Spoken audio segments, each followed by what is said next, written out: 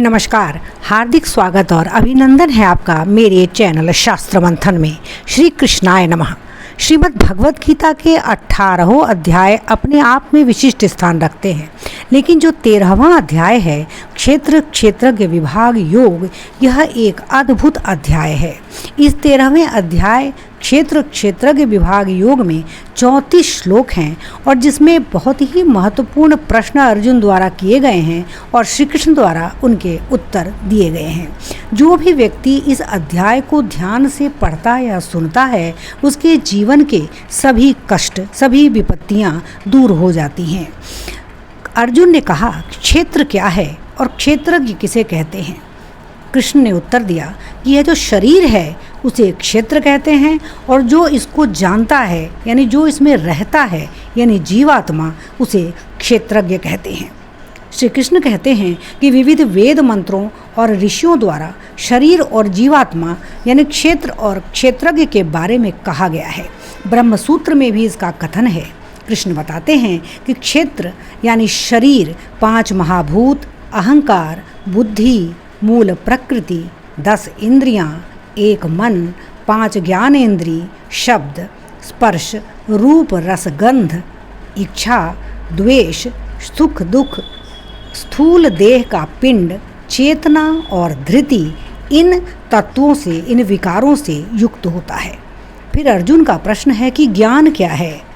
प्रभु उत्तर देते हैं कि हे अर्जुन, श्रेष्ठता का अभिमान जो है उसका अभाव, दंभाचरण का अभाव, प्राणी मात्र के प्रति दया, क्षमा, मन और वाणी की सरलता, श्रद्धा, भक्ति, आंतरिक शुद्धि, अंतःकरण की स्थिरता, मन इंद्रियों सहित शरीर का संयम, भोगों के प्रति अनासक्ति, जन्म मृत्यु बुढ़ापा रोग आदि के बारे में बार बार चिंतन कर दुखी न होना, घर पुत्र और धन के प्रति आसक्ति और ममता का न होना, प्रिय और अप्रिय हर स्थिति में मन का शांत और समान रहना, यही ज्ञान है।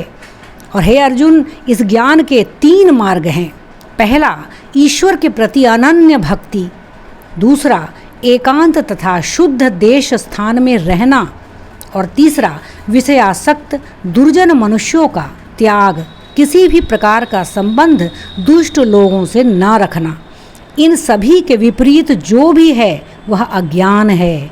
जानने योग्य एकमात्र परमात्मा है। और परमात्मा कैसा है? हे अर्जुन, ये भी सुन लो। सर्वतः पाणिपादं तत्सर्वतो वक्षिशिरोमुखं सर्वतः श्रुतिमल्लोके सर्वमावृत्य तिष्ठति। हे अर्जुन, वह सब ओर हाथ पैर वाला, सब ओर नेत्र, सिर और मुख वाला तथा सब ओर कान वाला है, क्योंकि वह संसार में सबको व्याप्त करके स्थित है।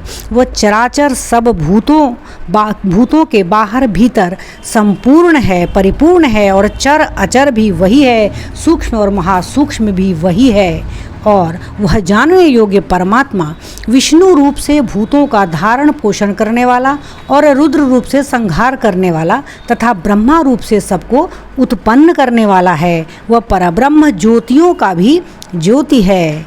वह जो परमात्मा है, वह जो क्षेत्र है और जो क्षेत्रज्ञ है, इस सब को जो भी भक्त तत्व से पढ़ते और जानते हैं, वे वस्तुतः श्री कृष्ण के ही स्वरूप को प्राप्त करते हैं।